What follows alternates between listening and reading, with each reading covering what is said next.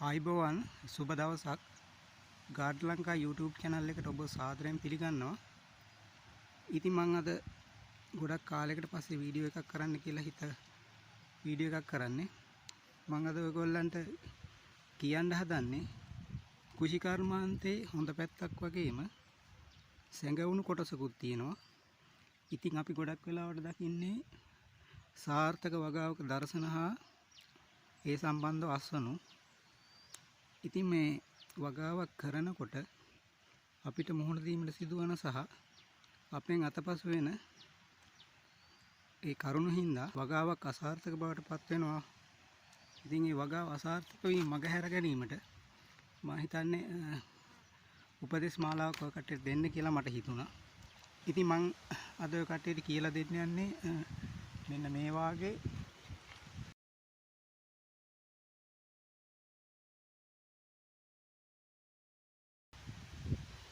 අර්ධාරක්ෂිත ගෘහයක්. ඒ කියන්නේ අක්කර කාලක අර්ධාරක්ෂිත ගෘහයක් තුළ කොහොමද මිරිස් වගාවක් කරන්නේ කියලා. ඇත්තටම මේ වාගේ ඉරිගේෂන් පද්ධතියක් සකස් කළ යුතුයි මුලින්ම.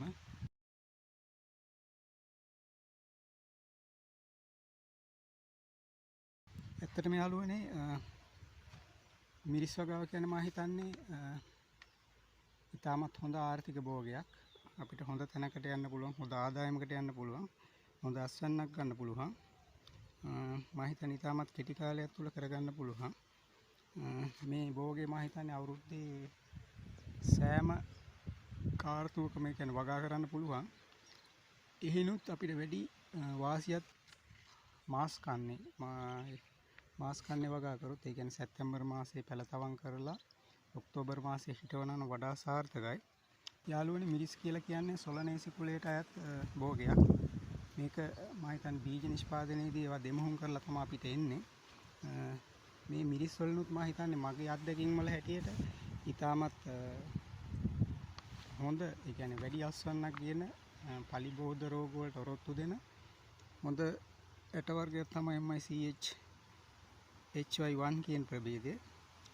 ඉතින් මම මේ HY1 කියන ප්‍රභේදයෙන් කොහොමද මූලික බිම් සකස් කරන තැන ඉඳන් වගාවේ අසුණු නෙලන තැන දක්වා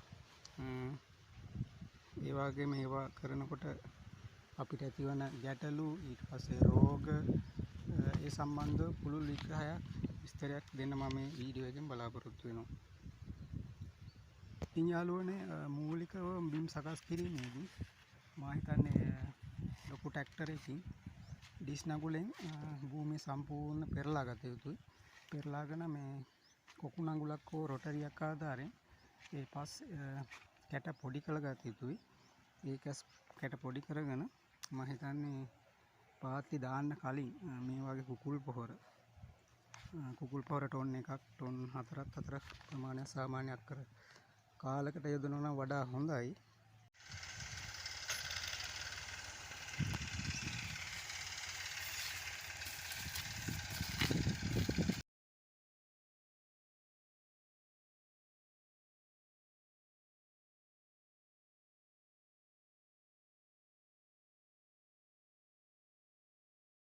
අපි ට්‍රැක්ටරෙන් සීසාලා කැට පොඩි කරගත්තට පස්සේ සාමාන්‍ය අඩි 2.5 3ක් අතර ප්‍රමාණයකට පාත්ති සකස් කර ගැනීම සිදු කළ යුතුයි.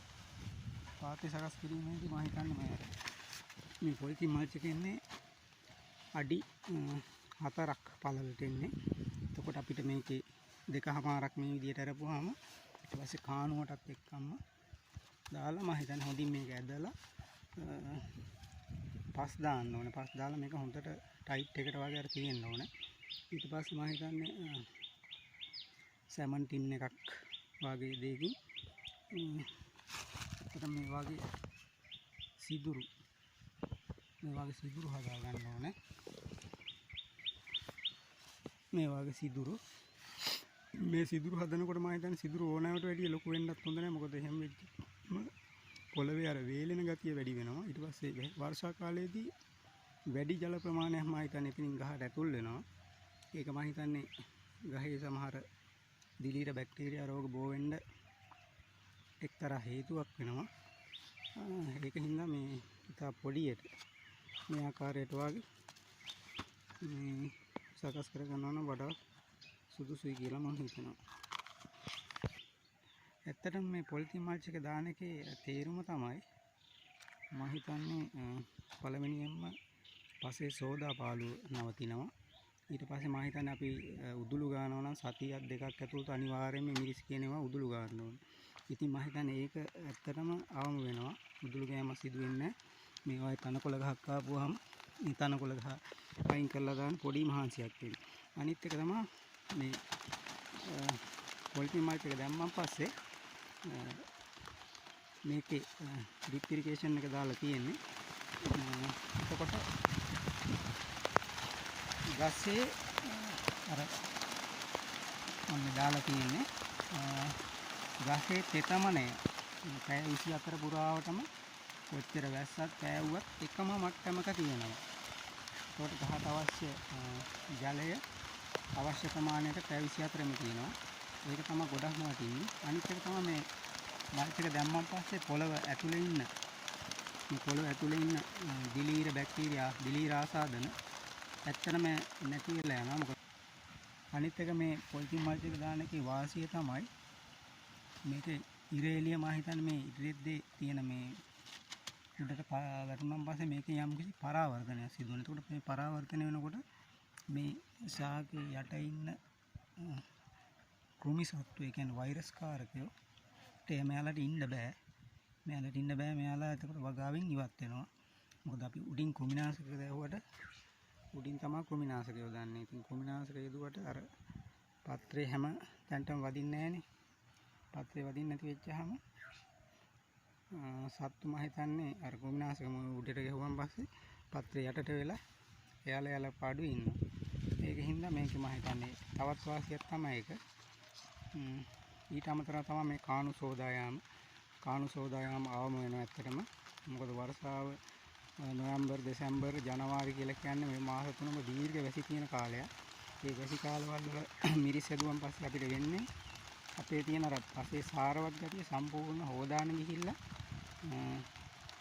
බොරළු ගල් මතුවෙලා අර නිසරු භාවයක් තමයි පොළවේ තියෙන්නේ. ඉතින් අර වගාවක් කියන එක දිගටම කරන්න බෑ හැම වෙච්චාම මේ අපිට නැවත පස මොන හරි ක්‍රමයකින් වෙනස් කරගatiya තියෙනවා. ඊට පස්සේ මම හිතන්නේ අපිට තියෙන්නේ මේ මූලික බීම් සකස් කරලා පොලිතින් මල්ච් එක දාලා ඉවර වෙලා ඉවරෙන් ආසන්නයේදී අපි තවාන සකස් කර ගැනීම. මොකද තවාන තමයි මම හිතන්නේ අංක 1ටම තාමත් හොඳින් තියාගatiya යුතු. ඇත්තටම තවාන මම හිතන්නේ දවස් 28ක් 30ක් අතර ප්‍රමාණයක් ගියන් පස්සේ පැලාරා භූමියේ සිටවා ගැනීම සිදු කළ යුතුයි. භූමියේ සිටවා ගැනීමේදී මම හිතන්නේ මේ අර මෙන්න මේකේ හරි මැන්දේ තමයි හදා ගන්න ඕනේ. මොකද මේකේ අයිනකට වුණොත් වෙන්නේ දවල් කාලයේදී ගස මැලවීමක් සිදු වෙනවා. එහෙම වෙච්චාම මේ ඉටිරෙද්ද උඩට ඒ ගහ වැටෙනවා. එහෙම වෙච්චාම ගහ සම්පූර්ණ මැරී යාමක් සිදු වෙනවා. ඒ නිසා මේ ගහේ පැලේ හිටවනකොට ඇත්තට මැන්දේ තමයි හදන්න ඕනේ. ඊට පස්සේ මේක මේ ආකාරයට මැන්දේ හදුවන් පස්සේ සාමාන්‍ය දින 7ක් පමණ වෙනකන් උදේ හවහ බිඳු සම්බන්ධ ජල පද්ධතිය ඔස්සේ ජලය ලබා දීමක් සිදු කළ යුතුයි. බීජ තවන් කරනකොට සාමාන්‍ය අක්කර කාලකට බීජ ග්‍රෑම් 50ත් 70ත් අතර ප්‍රමාණයක් අවශ්‍ය වෙනවා. සාමාන්‍යව ග්‍රෑම් 10 පැකට් එක තියෙන බීජ 1200ක් 1400ක් අතර ප්‍රමාණයක්. ඒකෙනුත් ඇත්තටම තවාණේදී විවිධ කුමි සත්තුන්ගේ හානි නිසා බීජ 1000ක් විතර වගේ තමයි ඉතුරු වෙන්නේ. ඒකට වගා භූමියේදී අපි මේවා හිටවනකොට අදුරට මැරෙන්න බලනවා. සාමාන්‍ය 10%ක් විතර වගේ අනිවාර්යෙන් පැල මැරෙනවා විවිධ හේතු මත. එක්ක අවුරස්මේ නැත්තම් ඉටිරෙද්ද ගෑවිලා නැත්තම් පෑගිලා නැත්තම් භාගයට හිටවිලා ඒ වගේ වෙච්චාම පැල 10%ක් විතර මැරෙනවා. ඉතින් මේ මැරෙන ප්‍රමාණය මම හිතන්නේ සතියක් දෙකක් ඇතුළත වාගේ සිදු වෙනවා. අපිට ඒවට පාළු හිටවන්නත් අවශ්‍ය නිසා බීජ ග්‍රෑම් 70ක් විතර වාගේ අවශ්‍ය වෙනවා. ඉතින් මේ බීජ තවන් දානකොට පැය 24ක් ජලයේ පෙඟෙන්න දාන්න ඕනේ. ජලයේ පැය 24ක් පෙඟෙන්න දාලා ඉවර වෙලා දවස් දෙකක් වාගේ රෙදි පොට්ටනියක බැඳලා සීතල ස්ථානික වැලි තියෙන සීතල ස්ථානික තියලා ඒ බීජවල ඊට පස්සේ කණු කැපිලා තියෙනවා. ඒ කණු කැපිලා ඉවර වුණාට පස්සේ දවස් දෙකකට පස්සේ කියන්නේ අපි මේ බීජ අරගෙන තවාන හොඳින් ජීවාණු කරන ලද සකස් කරගත්තු තවාන ඒවා පෝලිං ක්‍රමයට දාගත යුතුයි. ඊට පස්සේ අනිවාර්යෙන් සිදු කළ යුතු තමයි බීජ තවන් කරලා ඉවරුනන් පස්සේ දිලීරනාශකය කැප්ටාන් තිරාම් කොබෙක්ස් වගේ දිලීරනාශකයක් මම හිතන්නේ මල් බාද්දියකට දාලා ඒක උඩින් ඉසිය යුතුයි. ඉහළ ඉවර වෙලා පිදුරු තට්ටුවක් වගේ දාන්න තියෙනවා නම් හොඳයි.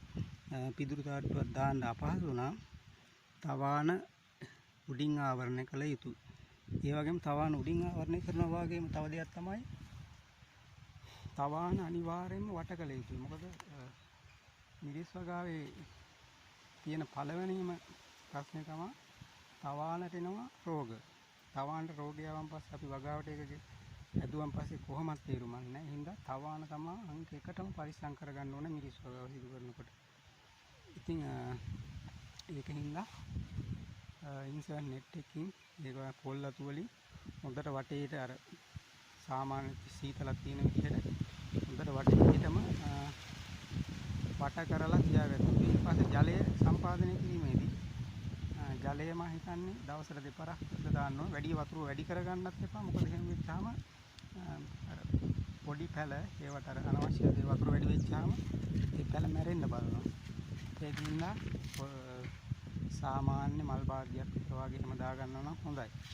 එහෙම දාලා මම හිතන්නේ ඒ අතරතුර පැල මම හිතන්නේ පැල උඩට එන්න දවස් 8ක් 10ක් අතර ප්‍රමාණයක් ගත වෙනවා. ඉතින් මේ දවස් 8ක් 10ක් ගියන් පස්සේ මේ පැල උඩට ආවන් පස්සේ සාමාන්‍ය සතියකට සැරයක් වගේ දිලීරනාශකයක් ඊට අමතරව කුමිනාශකයක් පැල ගලවන කම්ම අපි ඒකට යෙදුව යුතුයි. ඊට පස්සේ අපි දැන් මේවා තවාණයෙන් භූමියේ මේ සිටුවින්ට පෙර මම හිතන්නේ අපි දැන් වටේටම වට කරලා තියෙනවනේ ඉන්සර්ට් නෙට් එකකින්. ඒ ඉන්සර්ට් නෙට් එකේ ඒ කියන්නේ ඇතුලෙන් සාමාන්‍ය සැර කුමිනාශකයක් නෙට් එකට ඊට පස්සේ පොළවට හැමතැනටම වැදෙන විදිහට ස්ප්‍රේ කළ යුතුයි. මොකද මේ කුමි සත්තු අර ඇවිල්ලා නෙට් එකේ පිටපැත්තෙන් ඉන්නවා. මෙයාලා අර ඔය දැන් අඟලට කොටු 100ක් තියෙනවා කියලා කියනවනේ මේකේ. මේ නෙට් එකේ. ඉතින් ඒ වුණාට එයාලා මොනම ක්‍රමයකින් හරි චූටි සාමාන්‍ය සිදුරක් වගේ දෙයක් තිබ්බත් එයාලට ඇතුල් වීමේ හැකියාව වැඩි නිසා නෙට් එකට ඇතුලෙන් හොඳට කුමිනාශක පාරක් ස්ප්‍රේ කරනවා නම් වඩාත්ම සුදුසුයි. ඊට පස්සේ අපි දැන් පැල හදන්න ගන්නකොට අනිවාර්යෙන් කැප්ටාන් වගේ දිලීරනාශකයක පැල ගිල්වලා ගන්න ඕනේ. විනාඩි 5ක් විතර තියලා ගිල්වලා ගන්න ඕනේ. ඊට අමතරව උඩිනුත් කුමිනාශකයක් දිලීරනාශකයක් වගේ දෙයක් පාවිච්චි කරනවා නම් ගොඩාක් හොඳයි. පැල හිටවනකොට සාමාන්‍ය 6 ක්‍රමයට තමයි පැල හිටවන්නේ. ඒ කියන්නේ අපි දැන් අඩි 2කමාරක් පළලට පාති සකස් කරගත්තානේ. එතකොට අඩි 2කමාරක් දුර පාති සකස් කරගත්තු වගේ අඩි 1ක් දුර එතකොට පළල සාමාන්‍ය පාති කානුවේ මට්ටමින් නම් අඩි භාගයක් අඟල් 8ක් විතර ඇතුළට වගේ වෙන්නේ. ඒ කියන්නේ අඩි 1කමාරක් විතර එතනක් වෙනවා. එතකොට අඩි 1කමාර දුර තමයි පැල හදන්නේ. වලවල් සකස් කරනකොට මම ඔබට කියලා දෙන්න 6 ක්‍රමයෙන් තමයි වලවල් හදන්න ඕනේ. කියන්නේ මෙන්න මේ ආකාරයට. දැන් මෙතන එකක් තියෙනවා ඊගා මෙතන. ඊගා මෙතන. කොහොමම මෙහෙම අර 6 ක්‍රමයෙන් තමයි හදන්න ඕනේ.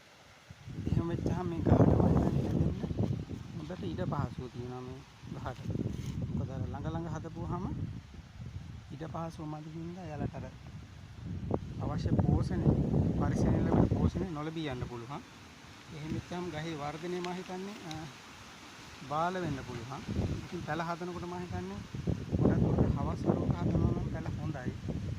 මොකද එයාලා තව දෙයක් කියතු පැල හදන්න කලින් තවාන අන්තිම සතිය විතර වාගේ ඉරුවෙලියට නිරාවරණය කළා. හොඳින් මේ ඉරුවෙලිය වැටලා ඒක අර පදම් කරනවා කියලා කියන්නේ.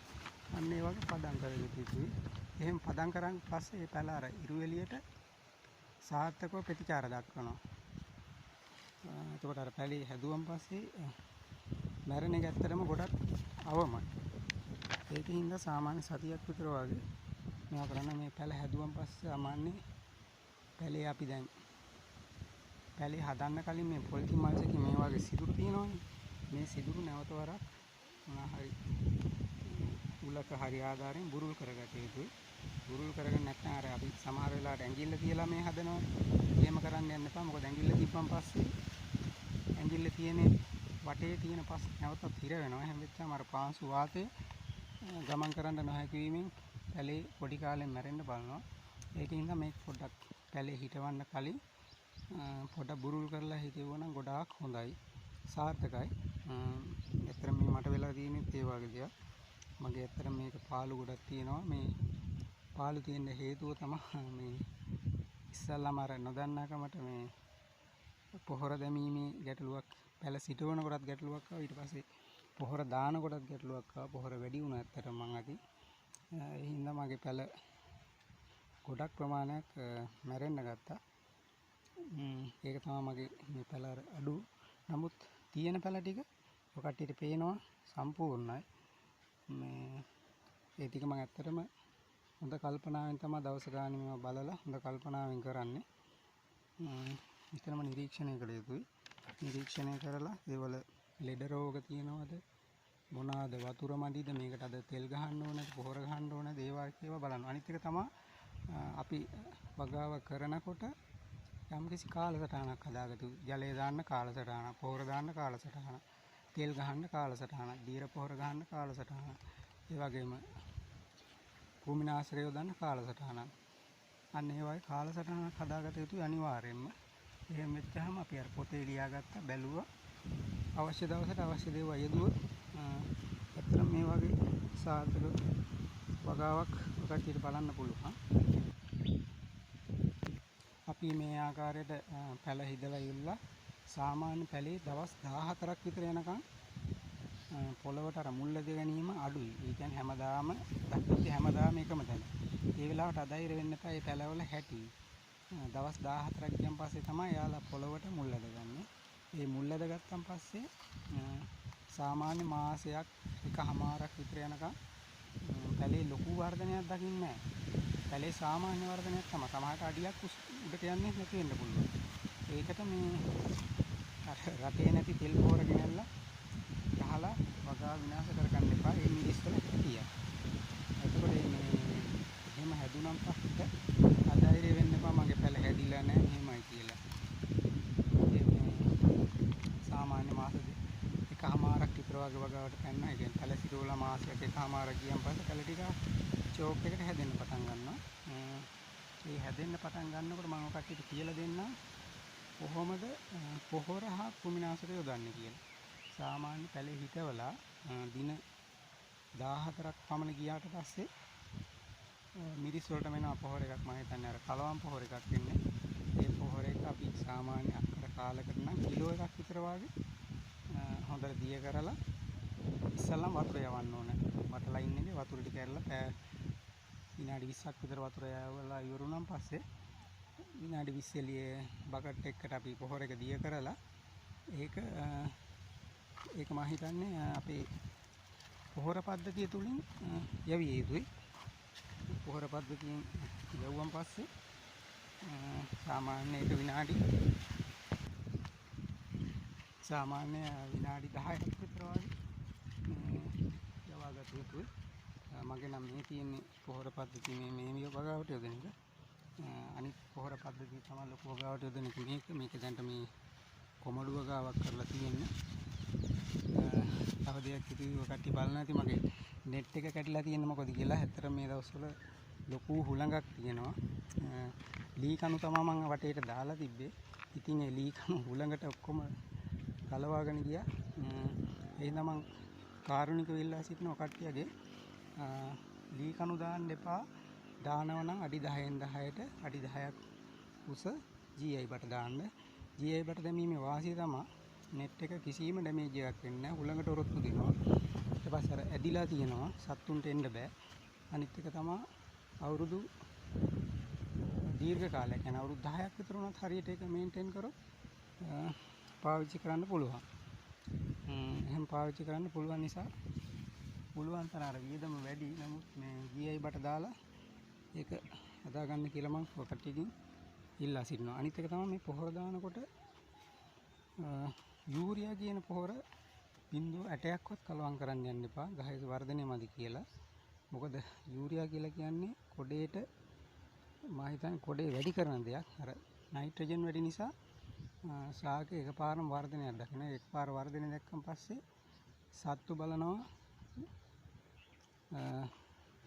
අර කොළ පාටට පේනවනේ. කොළ පාටට පෙනුනන් පස්සේ සත්තු ඇවිල්ලා ඒ වගාවට පුන් සත්තු ඇවිල්ලා වගාව ආක්‍රමණය කරනවා. වෛරස් සත්තු කියන කට්ටිය දවසෙන් දෙකෙන් මම හිතන්නේ වගාවට යනවා. ඒක හින්දා මේ යූරියා දාන්න යන්න එපා. අනිත් එක තමයි ගසේ අස්වනු මම හිතන්නේ පැල හිටවලා මාස දෙකකින් මුල් ලස්සන නෙලා ගන්න පුළුවන්. ඒ මුල් ලස්සන නෙලා ගන්නකොට එතනින් පස්සේ පොහොර යොදනකොට දැන් මගේ වගාව එතනින් පස්සේ පොහොර යොදනකොට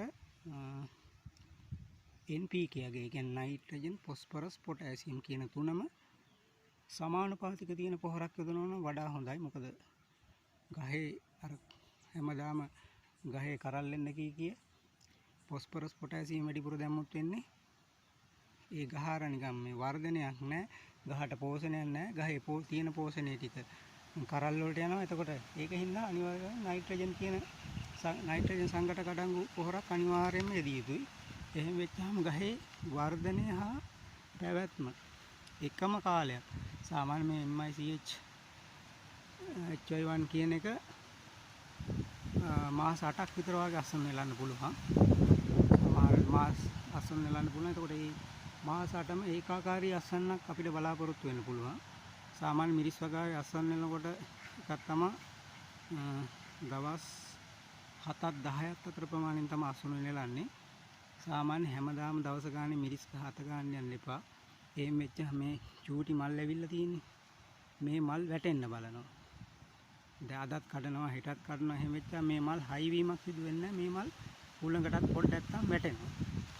ඉතින් ඒ වැඩේ කරන්න යන්න එපා. අස්වන නෙලනවා නම් එක කොටසක අස්වන එක දිගටම සම්පූර්ණ නෙලලා ආය දවස් 7ක් 10ක් අතර ප්‍රමාණයකින් තමයි ආපසු අස්වන නෙලාගට යුත්තේ. එතකොට අස්වන නෙලනකොට මම හිතන්නේ මෙන්න මේ වාගේ හොඳට කොළ පාට වෙච්ච කරල් තමයි නෙලාගට යුත්තේ. මේ කහ පාට ගතිය තියෙන කරල් කඩන්න යන්න එපා. මේ කරල් බර නැහැ. මේවා තව වර්ධනය සිදු වෙනවා. එතකොට මෙන්න මේක කඩන්න පුළුවන් කරලා. මේ වගේ මේ කඩන්න පුළුවන් කරල් වෙ තියෙන. මේක හොඳට කොළ පාට වෙන්න ඕන. මේ කොළ පාට වෙන්නේ. මේක දැන් මේ කරල් දැන් මේ පේනවනේ කහ පාට ගතියක් තියෙන. එතකොට කොළ පාට ගතිය බර වැඩි. එතකොට අපි වෙළඳ පොළට යවනකොට අපේ කරල් ලස්සන ගොඩක් තිබ්බට බර නැති නිසා මේ වැඩි ආදායමක් ගන්න බැරි වෙනවා. රෝග සිප් සම්බන්ධව මම පොඩ්ඩක් කියන්න. ගොඩක් කට්ටිය කියන්නේ මිරිස් වලට දැන් රෝග හැමෝම කියන්නේ පැලමැක්කා සුදු මැස්සා මයිටා වගේ හානි නිසා කියලා. නමුත් ඒවට ප්‍රතිකාර කළ යුතු ක්‍රමවේද සම්බන්ධව කවුරුත් කියන්නේ නැහැ. ගොඩක් දෙනෙක් ඇත්තටම කියන්න අඩුයි. ඉතින් මම කියන්නේ ඔය පැලමැක්කා සුදු මැස්සා සහ කුඩිත්තා ඒ වගේ මයිටාව ඔය කට්ටිය අනිවාර්යෙන් වෛරස් කාරකයෝ. වෛරස් එකක් කියලා කියන්නේ ශනිකව වගාවකට ආවොත් සම්පූර්ණ වගාවේ සතියක් දවස් කිහිපයක් ඇතුළත වගාව සම්පූර්ණයෙන් විනාශ වෙන්න පුළුවන්. ඉතින් ඒ වගාව විනාශ වුණොත් වෙන්නේ අර අපි ලොකු ආයෝජනයක් කරලානේ මේ වගේ දෙයකට ගන්න රිස්ක් එකක් ගන්න. එහෙම වෙච්චාම අපිට අපේ අර ටාගට් එකට යන්න බැරි වෙනවා. මේ ගොඩක් දෙනෙකුට වෙලා තියෙන එකයි අර මිරිස් කරන්න බය. මිරිස් වලම තියෙන මේ කොඩේ හින්දා මම කියලා දෙන්නම් කොහොමද මේ කොඩේ පාලනය කරගන්නේ කියලා. ඒ කියන්නේ කොඩේ නැතුව ලස්සන මේ වගේ වගාවක් කොහොමද කරගන්නේ කියලා. පළවෙනි තමයි මම හිතන්නේ ලොකුම රෝග වාහකයා තමයි සුදු මැස්සා. සුදු මැස්සා කියන සතා පොඩ්ඩක් මම ඔකට පෙන්නන්නම්. මේ සුදු මැස්සෙක් ආපු ගහක් මම තියලා තියෙනවා. මේ තියෙන මෙන්න මේ තමයි සුදු මැස්සාගේ හානිය. මේකේ මේ කොළ වලට ඇවිල්ලා නැහැ. නමුත් පස්සේ තමයි මෙන්න මේ කොළේ දැන් මේ බෝට්ටුව වගේ මේ උඩු අතරනේ මේ හැරිලා තියෙන්නේ. ඊට පස්සේ කහ පාට වෙලා ගහ වර්ධනයක් නැහැ. මේන කරල් මේ වාගේ. මේක අනිවාර්යෙන් පැලේ ගලවා දැමීම යුතුයමයි. මොකද සුදු මැස්සාගේ හානිය ආවොත් ඒ පැලේ ගොඩ ගන්නම බෑ. මොකද මම අත්දැකීමේ හැටියට තමයි දන්නේ. මේක ඇත්තටම ගොඩ ගන්න අමාරු දෙයක්. මේක ඊට පස්සේ තමයි පැල මක්කාගේ හානිය. කොලේ අර දැන් අතන තිබ්බේ බෝට්ටුව වගේ රවුම් වෙලානේ. මේකේ එහෙම නැහැ. මේකේ මේ දෙපැත්තෙන් තමයි රවුම් වෙලා තියෙන්නේ. මේක සාමාන්‍ය මට්ටමකට අපිට මේ කෘමිනාශක වලින් ආවම කරගන්න පුළුවන්. මේක වෙච්චාම තරම රෝග ලක්ෂණම තමයි තියෙන්නේ. නමුත් අර ගහ කහ පාටයි. මේක එහෙම නැහැ. මේ ගහ එහෙම නැහැ. ඉතින් මේ තියෙන්නේ මේ ගහ මේ ලෙඩේ අඩු කරගන්න පුළුවන් අපිට. එතකොට තව දෙයක් තමයි මේ ගහේ එහෙම වුණා කියලා අස්වැන්නට සාමාන්‍ය ලොකු බලපෑමක් නැහැ. කියන්නේ 150ක් විතර බලපෑමක් සිදු වෙනවා. නමුත් මේක අවම කරගන්න පුළුවන්. අනිත් එක තමයි හිටු මැරීම. හිටු මැරීම කියලා කියන්නේ මෙන්න මේ වගේ ගහ ඉතින් හිටු මැරිලා මේ වගේ හිටු මැරීමේ රෝග ලක්ෂණ. ඒ කියන්නේ ගහේ පාදාස්තේ තියෙනවනේ පොළොව යට මෙතනින් එහාට දිලීරයක් තිබිලා ඒ දිලීරේ මුල් වලට ගිහිල්ලා ආසාදනය වෙලා තමයි මේ ගහ මේ විදිහට හේයන්නේ. මේ වගේ තියෙනවනම් මේවත් වගාවෙන් අයින් කරලා දානවා නම් වඩා හොඳයි. මොකද මේ දිලීර පොළොව යට තියෙනවා. ඒ කරලා මේ හරියට කැප්ටන් ටිකක් වගේ ගහවන හරි. අනිත් එක තමයි මේ දවස්වල තියෙන ලොකුම ප්‍රශ්නේ තමයි මේ හුළඟ. මගේ මේ අතර මේ පැල ගොඩක් මැරුණේ හුළඟට වැටිලා. මේ තියෙන්නේ මේ ළඟදී වැටිච්ච පැලය. මේ තියෙන්නේ පැලේ වැටිලා කඳ කැඩිලා. අනිත් එක තමයි යාළුවනේ මේ ගහේ සාමාන්‍ය මාසයක් එකමාරක් එනකොට ගහ මෙන්න මේ ආකාරයට කණුවක් දාලා බඳින්න දීලා. මොකද හුළං කාලේදී හා මේවට අර පස් දාන්න බෑනේ. පස් දාන්න බැරි වෙච්චාම වෙන්නේ ගහ වැටෙන්න බලනවා. ගහ වැටෙන්න බලපුවම පස්සේ ගහේ යටින් කැඩිලා යනවා. එතකොට අර ලොකු ගස් වල කරල් බර නිසා ගහ උලඟට වැටෙනවා, කැඩෙනවා. එතනින් මේ ගහ මේ යනවා. මගේ දැන් මේ ගොඩක් ඒවා ගුණා. මොකද මේ ඇත්තටම හුළඟ ගොඩක් මට මේ අලාභහානි කරා. මේ කටියට පේනදී සම්පූර්ණ නෙට් එක අලුතින් ගහපු නෙට් එක මේක සම්පූර්ණයෙන්ම ගියා.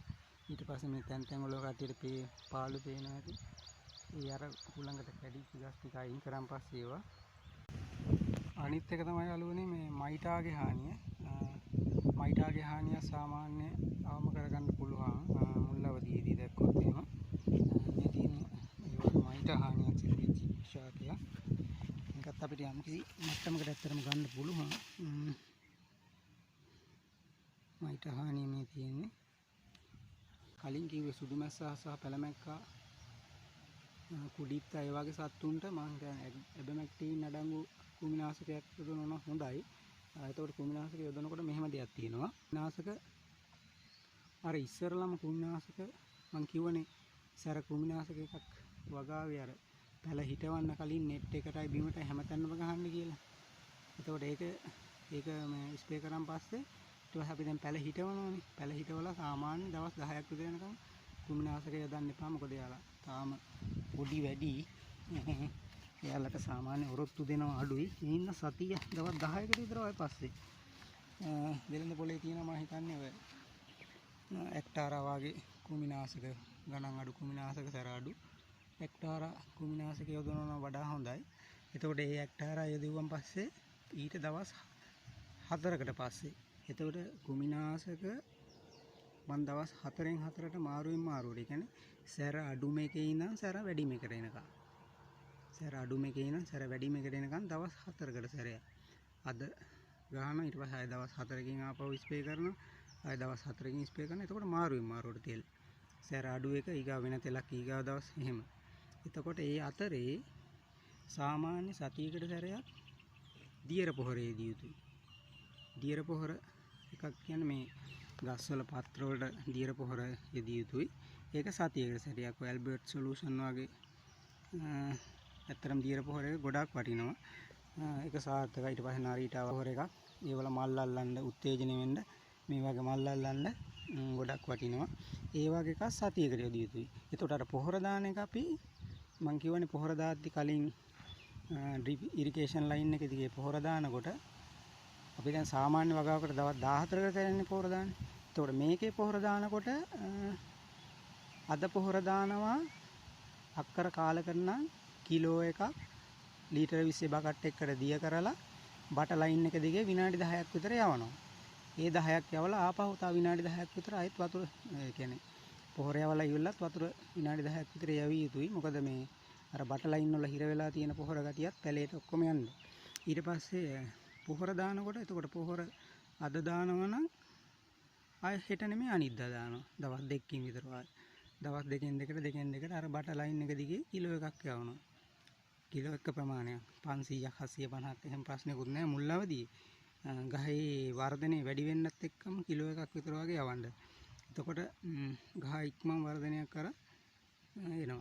ඊට පස්සේ අනිවාර්යෙන් මෙන්න මේ ආකාරයට ඉනි සිටුව යුතුයි. මම අර කලින් කිව්වා සුළඟෙන් සහ මේ මෙයාලගේ මේ පොළව එච්චර මුල් එච්චර හයිය නැහැ. මොකද අපිට වෙනදා මේවට පස් දානවනේ. දැන් පස් දාන්න බැරි නිසා මෙයාලා මේ උඩ තමයි මේ මුල තියෙන්නේ. මේ තියෙන්නේ උඩ තියෙන්නේ. එතකොට අනිවාර්යෙන් මේ වගේ ඉන්නක් සිටුව යුතුයි. ඉන්න පොඩි කාලේ සිටවන්න ඕන. මොකද ලොකු වුණාන් පස්සේ ඉන්න සිටවන්න යන්න එපා. එතකොට කෘමිනාශක සහ පොහොර දාන හැටි මේ දෙක මම කියලා දුන්නා. මම ඔය කට්ටියට ගොඩක් දේවල් කියලා දුන්නා. ගොඩක් දේවල් මම හිතන්නේ මේක අර සජීවී වාය කරන මේ පටිගත කිරීමක් නිසා ගොඩක් දේවල් මං අතින් මග හැරෙන්න ඇති. සාමාන්‍ය අක්කර කාලෙකින් ගොඩක් කට්ටිය දැකලා ඇති අස්වනු පෙන්නනවා මෙහෙමයි කියලා. ඒකේ ඇත්තක් තියෙනවා. මොකද අක්කර කාලෙකින් සාමාන්‍ය අපිට දින 7කට 10කට කිලෝ 250කට වැඩි ප්‍රමාණයක අස්වැන්නක් ගන්න පුළුවන් එක මුරයකට. අනිත් එක තමයි යාළුවනේ මිරිස් මිල ගොඩක් දුරට ගණන් යන්නේ. නොවැම්බර් දෙසැම්බර් ජනවාරි ඇත්තටම අපි ඒ සීසන් එක බලලා තමයි හදන්න ඕනේ.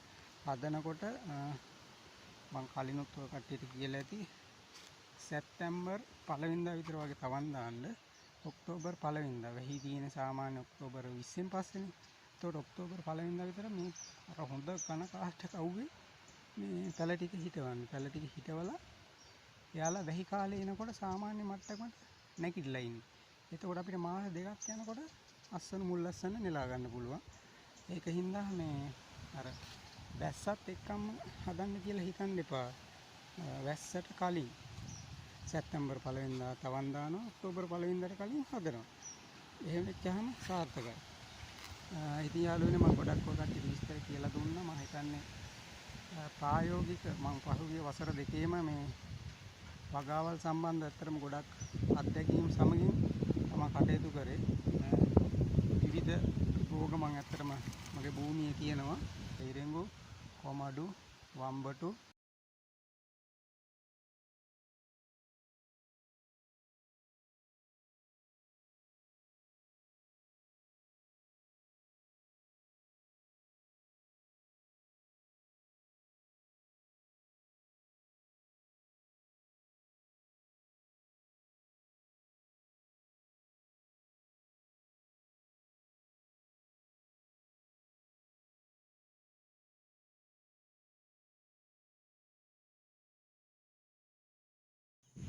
ඇත්තටම ගොඩක් ස්තුතියි මගේ වීඩියෝ එක මුලින් ඉඳන් අග දක්වා බලලා ඔකට යම් දැනුමක් ලබා ගත්තා නම් ඒක ගොඩක් වටිනවා. ඒ වගේම ඉදිරියේදී මම හිතන්නේ තවත් වීඩියෝ වලින් ඔකට අලුත් දැනුමක් අරගෙන මම පැමිණීමේ බලාපොරොත්තු වෙයි. සමගන්නවා සියලු දෙනාටම තෙරුවන් සරණයි. ඒත් එක්ක මම කාරුණික ඉල්ලීමක් කරනවා මගේ YouTube channel එක තාම subscribe කරේ නැත්නම් subscribe කරලා මට සහයෝගයක් ලබා දෙන්න ලෙස ගොඩක් ස්තුතියි.